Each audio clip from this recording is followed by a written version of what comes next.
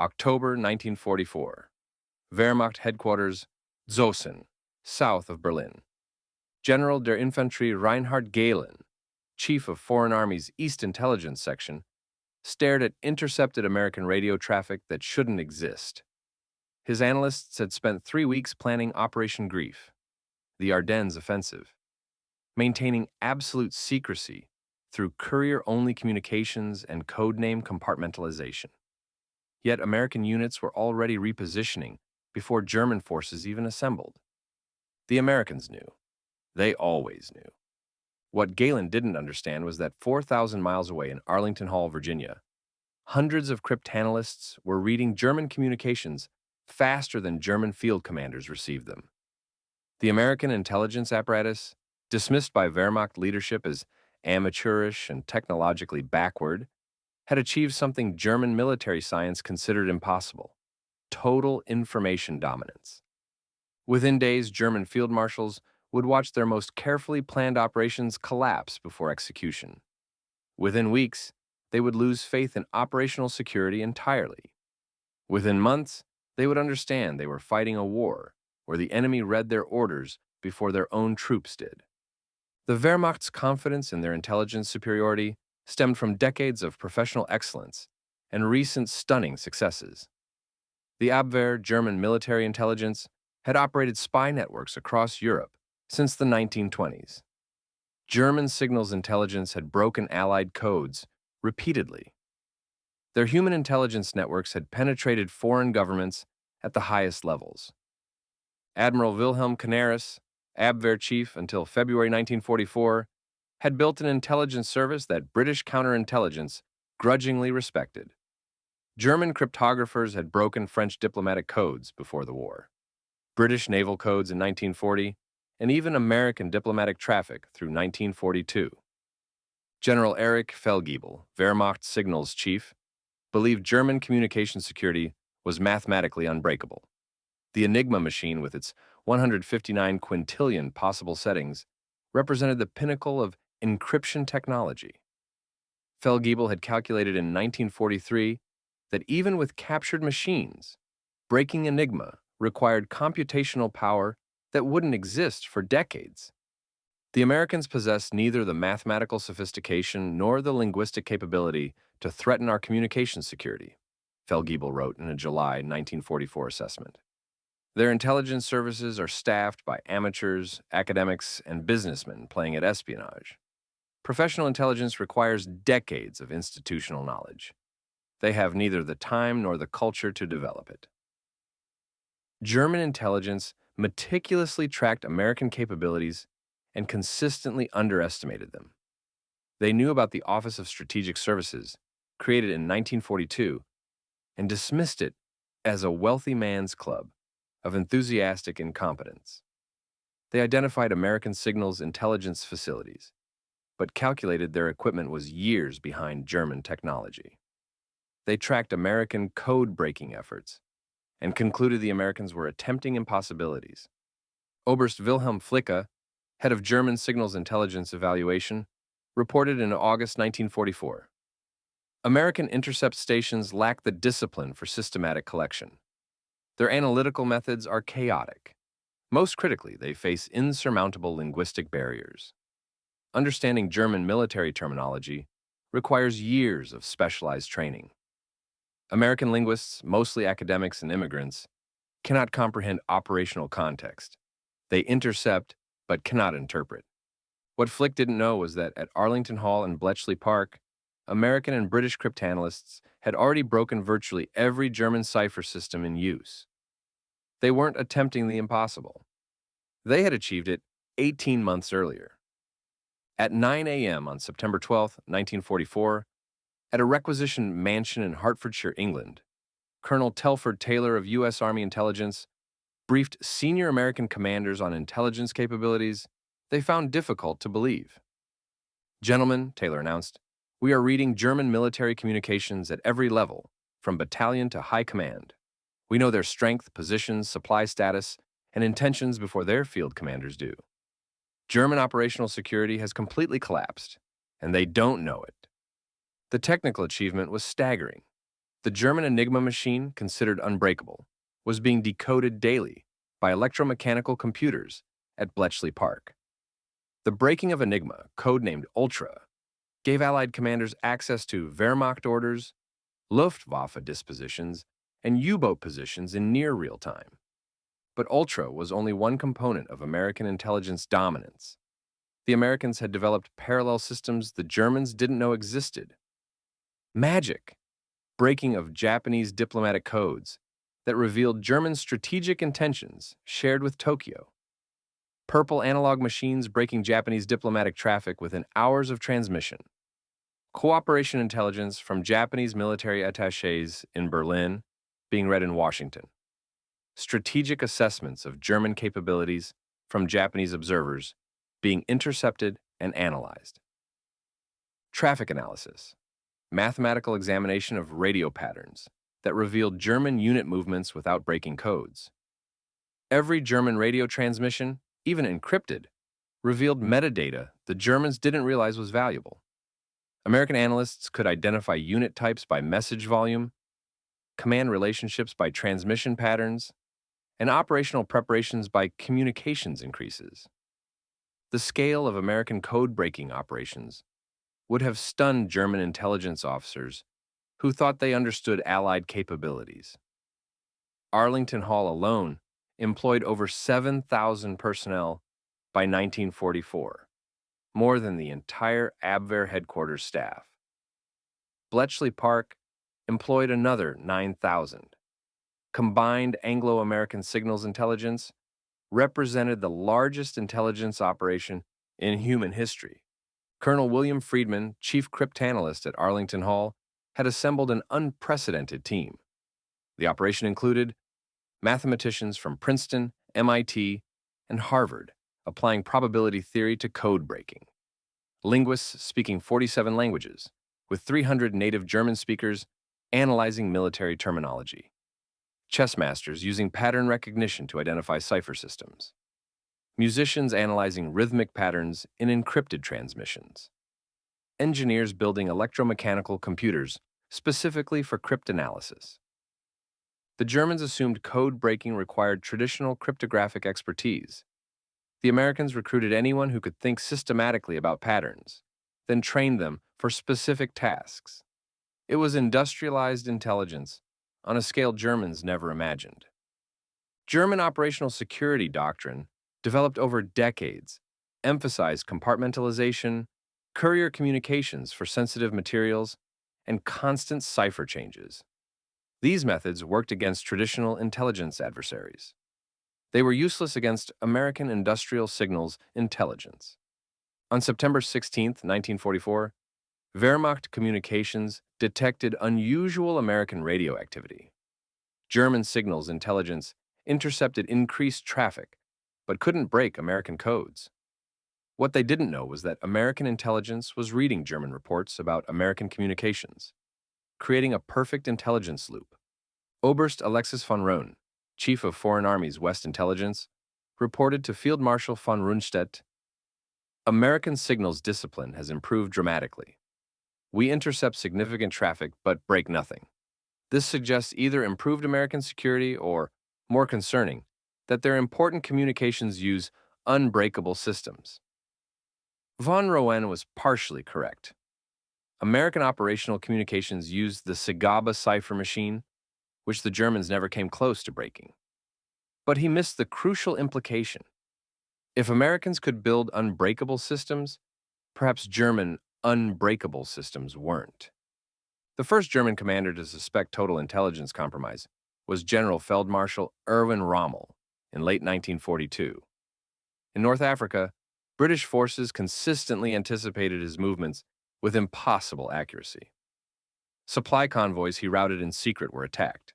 Flanking maneuvers he planned in isolation were countered before execution. Rommel wrote to his wife in October 1942, "The enemy knows our intentions before we execute them. I suspect treachery at the highest levels, or something I cannot comprehend. It's as if they read our mail." He was exactly right. Ultra-intelligence from Bletchley Park was giving British commanders in North Africa complete access to Rommel's supply situation, reinforcement schedules, and tactical plans. Every report Rommel sent to Berlin was being read in Cairo within hours.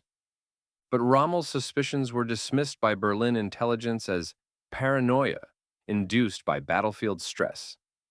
German cryptographers insisted Enigma remained secure. The alternative, that their entire communication system was compromised, was too catastrophic to consider. By September 1944, similar patterns emerged across all fronts.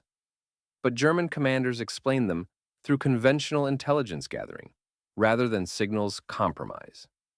The breaking of Enigma represented mathematical and engineering achievement that Germans thought impossible with 1940s technology. The Germans were correct by German technological standards, but Americans and British had developed technology the Germans didn't know existed. The bomb machines at Bletchley Park, electromechanical computers designed specifically to break Enigma, could test thousands of cipher settings per minute. By 1944, improved bombs could break a day's Enigma traffic in hours. The Germans calculated that breaking Enigma required testing every possible setting manually, which would take decades. They never conceived of automated testing. The Colossus computer, operational at Bletchley Park by February 1944, represented technology a generation beyond German capabilities. Using 2,500 vacuum tubes, Colossus could process 5,000 characters per second, breaking the German Lorenz cipher used for highest-level communications. This cipher, considered more secure than Enigma, was being broken daily. German high command communications between Hitler and field commanders were being read by Allied intelligence before German recipients decoded them. Alan Turing's theoretical work on mechanical computation, applied practically at Bletchley Park, had created the world's first programmable digital computers. The Germans were still using mechanical calculators and manual cryptanalysis. On October 2, 1944, German intelligence received reports that systematically challenged their assumptions about Allied capabilities. American units were repositioning in response to German movements before those movements occurred. Allied artillery was targeting German headquarters that had just changed location. Allied air attacks were hitting supply dumps within hours of establishment. Oberst Friedrich Adolf Krummacher, Wehrmacht intelligence operations chief, compiled these reports and reached an unsettling conclusion. Either the Americans have developed precognition, or our communications are compromised at a level we have not imagined. I recommend immediate comprehensive security review. His recommendation was ignored. The alternative, that Enigma was broken, required accepting that Germany's entire command and control system was transparent to the enemy. Field Marshal Wilhelm Keitel, Chief of Wehrmacht High Command, responded, "Our cryptographic security is absolute. American successes result from air reconnaissance, partisan intelligence, and battlefield interrogation. To suggest communications compromise is to question German scientific superiority." This institutional refusal to accept compromise would cost Germany the war. Every major German operation from late 1944 onward was known to Allied intelligence before execution. The Wehrmacht was planning in a fully lit room while believing themselves invisible. The American intelligence advantage extended beyond signals intelligence to human intelligence operations that Germans never detected. The Office of Strategic Services, dismissed by Abwehr as amateurish, had achieved penetration of German military and industrial networks at every level. OSS operations by late 1944 included agent networks throughout occupied Europe, providing tactical intelligence within 24 hours. Industrial sabotage operations, targeting German production facilities with precision the Luftwaffe couldn't achieve. Turned German agents providing false intelligence while reporting on Abwehr operations. Cooperation with resistance movements, creating intelligence networks in every occupied country. Technical intelligence teams examining captured German equipment and sharing findings across all Allied forces. Alan Dulles, OSS station chief in Bern, Switzerland, ran networks that penetrated German intelligence services themselves. His sources included Abwehr officers disillusioned with Nazi leadership, German diplomats opposed to Hitler, and industrialists who saw defeat as inevitable.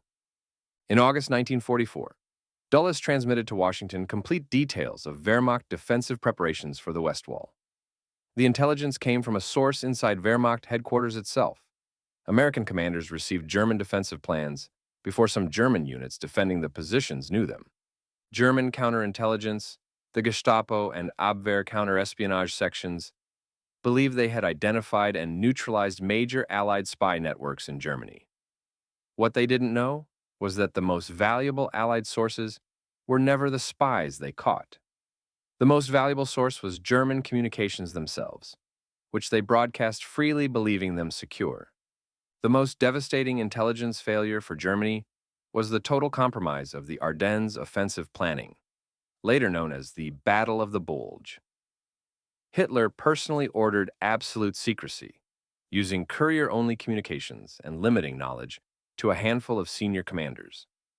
General der Panzertruppen Hasso von Manteuffel, commanding 5th Panzer Army for the offensive, later testified, "We believed operational security was perfect. Orders went by courier, never radio. Planning was limited to essential personnel. We moved units at night, maintained radio silence, used false radio traffic to suggest defensive positions. Every counterintelligence measure was implemented. Yet American intelligence detected the buildup weeks before the offensive. They couldn't determine the exact timing or main effort, but they knew something significant was coming. How? Multiple intelligence streams converged ultra-intercepts of Luftwaffe reconnaissance orders targeting the Ardennes, traffic analysis showing unusual communication patterns among German units, Belgian resistance reporting night troop movements, prisoner interrogations revealing transfers of SS Panzer divisions from Eastern Front, aerial reconnaissance detecting supply depot construction, photo interpretation identifying camouflage tank concentrations. No single source provided complete intelligence, but combined, they created accurate operational picture. The Americans knew. They didn't know enough to prevent the initial German success, but they knew enough to prepare responses that would destroy the offensive. Colonel Benjamin Dixon, 1st Army Intelligence Chief, reported on December 10, 1944. Enemy capabilities include major offensive action, increased activity in 6th SS Panzer Army area. Large-scale attack capability exists. His warning was partially dismissed by higher command as unlikely, but it was based on intelligence the Germans thought was impossible to obtain. When the offensive launched December 16th, American responses were delayed but not surprised. Within 48 hours, overwhelming American counteroffensives were underway, enabled by intelligence that tracked every German unit's movement in real time. German commanders in the Ardennes discovered that their most secure communications were still being exploited. General Feldmarschall Walter Model, commanding Army Group B, maintained strict radio silence for high-level communications, but his subordinate units, coordinating tactical movements, used Enigma freely. American intelligence couldn't read Model's courier messages, but they could read everything his divisions reported. They knew his supply status, reinforcement requests, and tactical concerns from division-level traffic. Model was blind while Americans watched every unit under his command. By January 1945, some German commanders understood they were fighting in total intelligence darkness against an enemy with perfect intelligence vision. General Oberst Heinz Guderian, Chief of Wehrmacht General Staff, wrote in his diary, "Every operation is anticipated. Every movement is countered. Either we face an enemy with supernatural intelligence capabilities, or we face total compromise of our systems. I fear it is the latter, but none will listen." The institutional reluctance to accept compromise stemmed from a catastrophic implication. If communications were compromised, every German operation since 1940 had been conducted with the enemy reading their plans. The entire war had been fought with transparency that invalidated every German success. This was too psychologically devastating to accept. American code-breaking success required not just technical capability, but institutional innovations the Germans never developed. The cooperation between American and British intelligence services created capability neither possessed alone. Arlington Hall focused on Japanese codes and German army ciphers. Bletchley Park focused on Enigma and high-level German communications. OP-20G, U.S. Navy cryptanalysis, focused on naval codes. The organizations shared techniques, personnel, and intelligence without the institutional competition that paralyzed German intelligence services. The Abwehr and SD, Sicherheitsdienst, SS intelligence, actively competed, withheld intelligence from each other, and undermined each other's operations. German military intelligence and Luftwaffe intelligence maintained separate operations with minimal coordination. The Americans had unified their intelligence under Joint Intelligence Committee coordination that enabled rapid information sharing. Colonel Carter Clark, Chief of U.S. Army Special Branch coordinating ultra distribution, testified after the war, "Our advantage wasn't superior intelligence officers. We had good people, but so did the Germans. Our advantage was systematic industrial approach to intelligence. We treated code breaking like manufacturing, signals analysis like quality control, and intelligence distribution like logistics. We mass-produced intelligence the way we mass-produced trucks." This systematic approach manifested in details Germans never considered. American intercept stations were positioned based on propagation studies that optimized signal collection. Intercepted messages were indexed using punch card systems that enabled rapid searching. Decoded intelligence was prioritized by mathematical urgency algorithms and distributed through dedicated secure teletype networks. The Germans collected intelligence excellently, but distributed it poorly.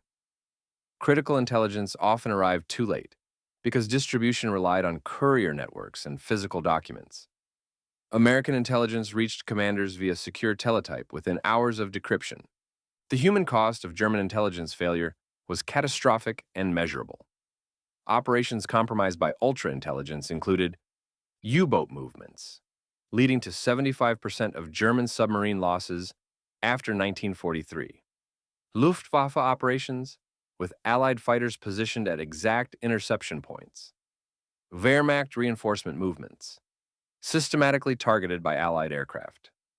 Supply convoy routes, with 60% of Mediterranean supply shipping destroyed. Defensive preparations, systematically outflanked by Allied intelligence. Counteroffensive plans, anticipated and crushed before achieving surprise. Admiral Karl Dönitz, U-boat commander, lost 781 submarines during the war, representing 28,000 crew killed. Post-war analysis revealed that ultra-intelligence contributed to over 600 of these sinkings. Dönitz spent the entire war adjusting tactics, changing codes, and implementing security measures against an intelligence compromise he knew existed but couldn't locate. He never suspected Enigma itself. In May 1943, Dönitz noted in his war diary, "Enemy possesses intelligence source of highest quality regarding our operations. All evidence suggests communication compromise. However, our cryptographic experts insist Enigma remains secure. I trust their expertise, but cannot explain enemy accuracy." His instincts were correct. His experts were wrong. German submarine crews died because German mathematicians couldn't conceive that their unbreakable cipher was being broken daily. The Luftwaffe suffered similar catastrophic losses from intelligence compromise. RAF Fighter Command received ultra-intelligence on Luftwaffe raid timing, targets, and force composition. British fighters were positioned at perfect interception points, appearing to German pilots with uncanny precision.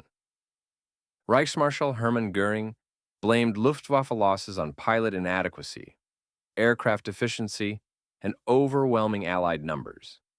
He never suspected that British fighters knew exactly where to be because they read Luftwaffe orders before German pilots did. By 1945, German commanders fighting on the Western Front understood they possessed no operational security whatsoever. General der Panzertruppen Hermann Balck, among Germany's most competent field commanders, stated in March 1945, "We plan nothing the enemy doesn't anticipate. We move no unit the enemy doesn't track. We concentrate no force the enemy doesn't bomb. This is not military skill. This is perfect intelligence against which tactical excellence is meaningless. The most extraordinary aspect of Allied intelligence dominance was that Germany never definitively proved it, despite strong suspicions. German counterintelligence investigated communications security repeatedly. They captured Allied personnel, examined Allied documents, and interrogated prisoners extensively. They found evidence of general intelligence capability, but never discovered the specific compromises.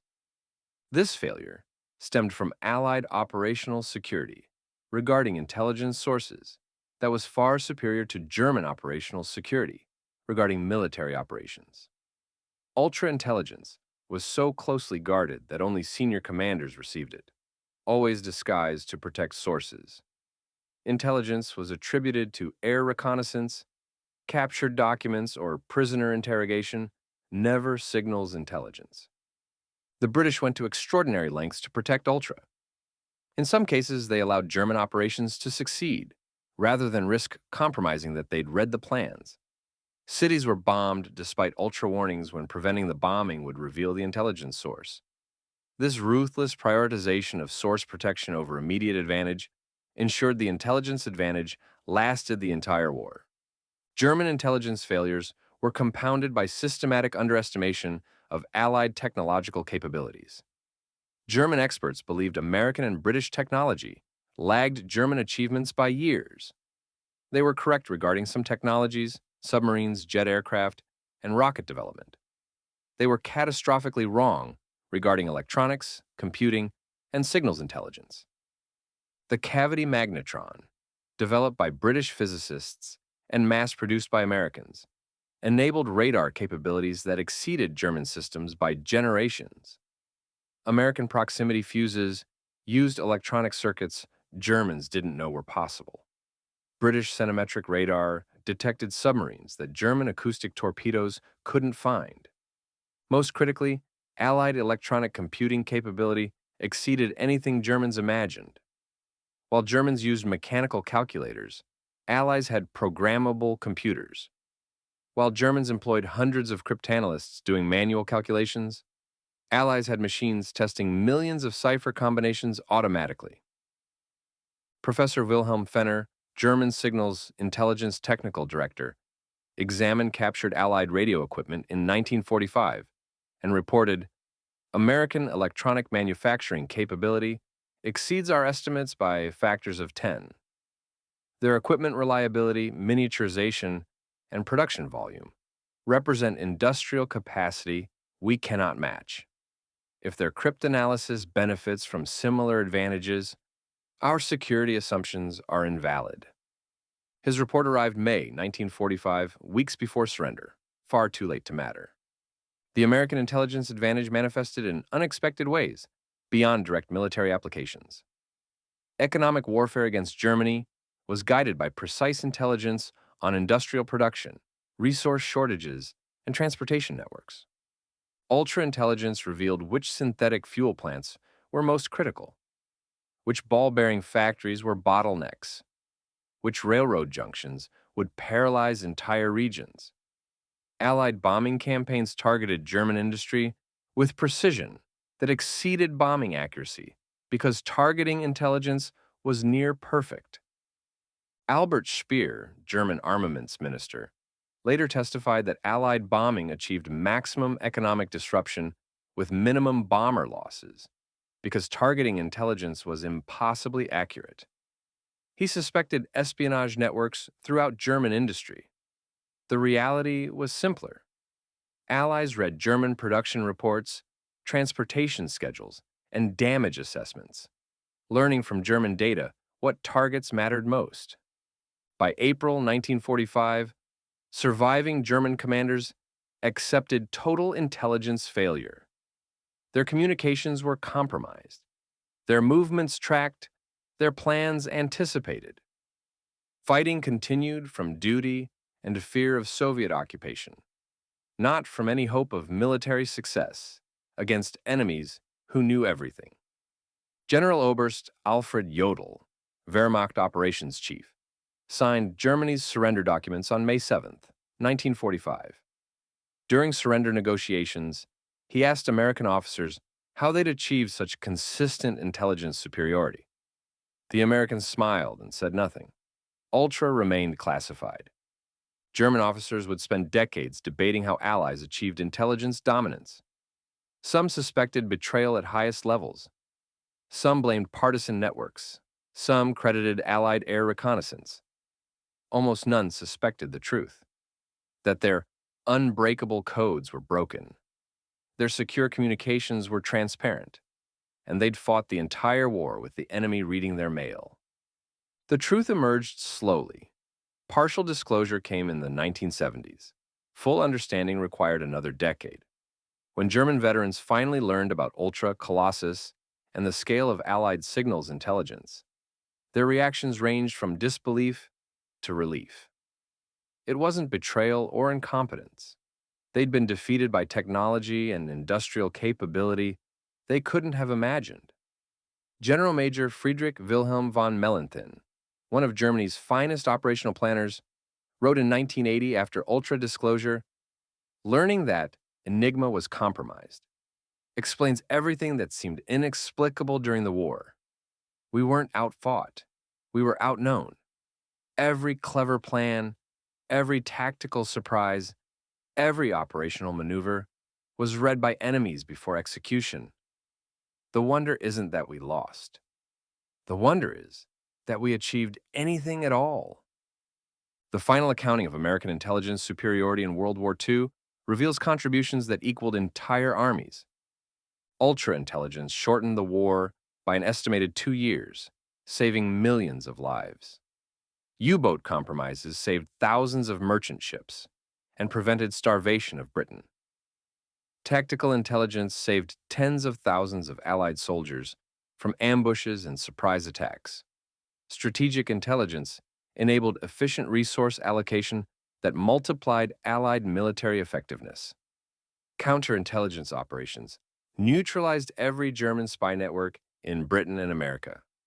The intelligence war was won so decisively that German commanders never understood they'd lost it until decades after surrender. They fought with tactical skill, operational expertise, and strategic vision, all undermined by an enemy who read their plans before their own soldiers did. In 1985, veterans of Bletchley Park and Arlington Hall held their first public reunion. Among attendees were German officers who'd fought against them. The Germans asked the cryptanalysts when Enigma had been broken, expecting to hear dates in late 1943 or 1944. The answer stunned them. May 1940 for basic Enigma. Progressively all variants through 1943. By 1944, we read everything within hours. General Johannes Blaskowitz, who'd fought throughout the war, sat silent for several minutes after hearing this. Finally, he said, "My God, we never had a chance. You knew everything. Every movement, every plan, every intention. How do you fight an enemy who sees all? You can't. You simply can't." That incomprehension, that inability to conceive the scale of intelligence compromise, had preserved Allied advantage throughout the war. German commanders assumed intelligence limits based on their own capabilities. Americans exceeded those limits by so much that Germans couldn't imagine it. The most poignant German testimony came from Admiral Dönitz, who commanded Germany's submarine force and succeeded Hitler as head of state for 3 weeks before surrender. In 1985, learning the full extent of Enigma compromise, he said, 28,000 submariners died. Young men, brave men, following orders transmitted via Enigma. I sent them to positions the enemy knew. I routed them on courses the enemy tracked. I concentrated them where enemy aircraft waited. I did this because I believed our experts, who promised Enigma was secure. Those experts were wrong. Those sailors died because mathematicians underestimated Allied capability. I will carry this knowledge until I die. The intelligence war's lessons transformed post-war military thinking worldwide. Every major military invested heavily in signals intelligence and communications security. The National Security Agency, created in 1952, inherited techniques developed at Arlington Hall. GCHQ, British Signals Intelligence, descended from Bletchley Park. Modern intelligence agencies worldwide trace their electronic warfare capabilities to World War II code breaking. The technical innovations developed for cryptanalysis became foundations of computer science. Turing's theoretical work underpinned modern computing. Colossus techniques influenced early commercial computers. Punchcard systems from Arlington Hall evolved into data processing systems. The methods developed to break codes became methods to process information generally. But beyond technology and technique, the intelligence war taught a lesson German commanders learned too late. In modern warfare, information dominates. Superior tactics cannot overcome inferior intelligence. Brilliant maneuvers fail against enemies who anticipate them. Surprise operations don't surprise enemies reading your orders. The Wehrmacht was arguably the most tactically proficient military in history.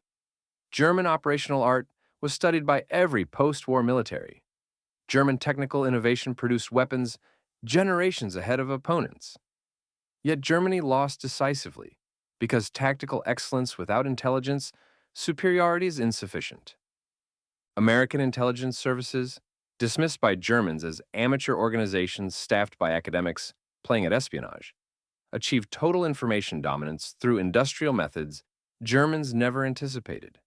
They mass-produced intelligence, the way Ford mass-produced automobiles, through systematic processes, standardized techniques, and continuous production.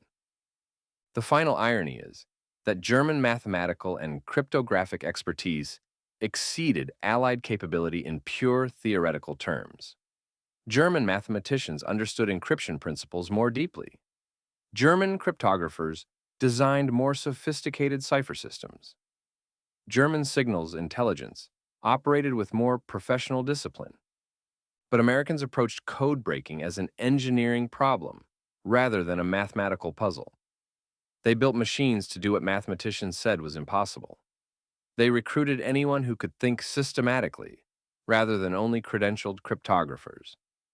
They treated intelligence as an industrial product to be manufactured at scale rather than a craft to be perfected by experts. This philosophical difference determined the war. Germans sought perfect security through sophisticated ciphers. Americans achieved practical insecurity of German communications through sufficient computing power. Germans protected information by making it hard to break. Americans broke it anyway by applying enough resources that difficulty became irrelevant. On November 16, 1994, the United States declassified the final Ultra documents, 50 years after the war. German veterans, now in their 70s and 80s, finally learned the complete truth about Allied intelligence capabilities. Their reactions revealed men who'd spent 5 decades puzzling over military decisions that seemed inexplicable. Why did that counterattack fail? How did they know about that offensive? How were they always positioned perfectly? The answers arrived half a century late. They read our orders, they tracked our movements, they knew everything. General Major Burkhard Müller-Hillebrand, who'd served on Wehrmacht General Staff, attended the declassification ceremony. Asked his reaction to learning about Ultra, he responded, "Relief, honestly. For 50 years, I've reviewed our operations wondering where we failed. What mistakes did we make? What could we have done differently? Now I understand. We didn't fail operationally. We failed technically. We trusted our cryptographers who trusted their mathematics. The Allies had better machines in modern war. Machines matter more than men. We learned this lesson in tanks and aircraft. We should have understood it applied to intelligence as well." The final assessment of American intelligence superiority comes from examining counterfactual scenarios. What if Enigma had remained secure? What if German communications had stayed opaque to Allied intelligence? What if the Wehrmacht had fought with the intelligence parity they assumed existed? Military historians estimate the war would have lasted 2 additional years minimum. Allied casualties would have been 2 to 3 times higher. Several operations that succeeded with ultra-intelligence would have failed catastrophically without it. D-Day's success relied heavily on German misallocation of forces based on Allied deception that Ultra confirmed was working. The intelligence advantage was so decisive that it effectively gave Allies an additional year of military production. Knowing German capabilities, dispositions, and intentions allowed efficient resource allocation that multiplied actual force strength. The Allies fought with intelligence that made their armies perform as if they were twice their actual size.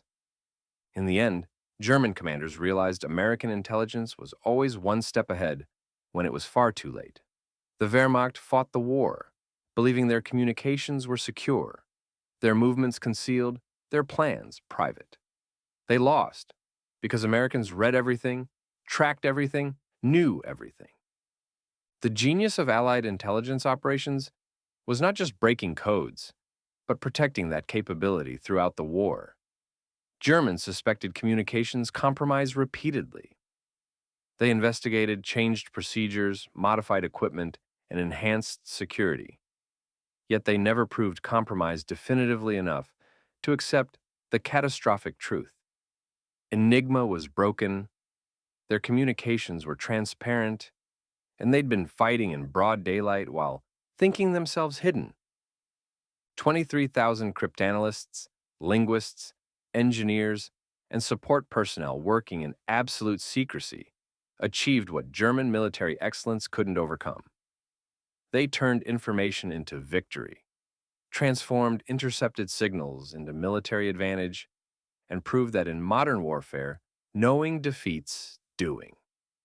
The German generals, who dismissed American intelligence services as amateurish organizations, learned their error as they signed surrender documents. American amateurs had defeated German professionals through systematic application of industrial methods to intellectual problems. They'd mass-produced intelligence with the same efficiency that mass-produced trucks, aircraft, and weapons. The last testimony belongs to General Oberst Heinz Guderian, architect of German armored warfare, whose tactical brilliance achieved stunning victories early in the war. In 1989, 4 years before his death, he reflected on learning about Ultra. I spent my career studying tactics, operational art, and military strategy. I wrote books on armor employment, breakthrough operations, and mobile warfare. I thought I understood modern war. I was wrong. Modern war is decided by intelligence. Superior tactics are useless when the enemy reads your plans. Brilliant maneuvers fail when opponents position to counter them before you begin. I was a tactician fighting an intelligence war. We all were. The Americans understood this. We didn't learn it until too late. The cryptanalysts at Bletchley Park and Arlington Hall never fired weapons, never commanded soldiers, never fought battles. Yet their contribution to Allied victory equaled entire army groups. They turned German words into Allied advantage, enemy signals into friendly intelligence, and transformed warfare itself. The story of American intelligence superiority in World War II is ultimately about German commanders who never understood they were fighting blind against enemies who saw everything. It's about mathematical superiority, disguised as tactical excellence.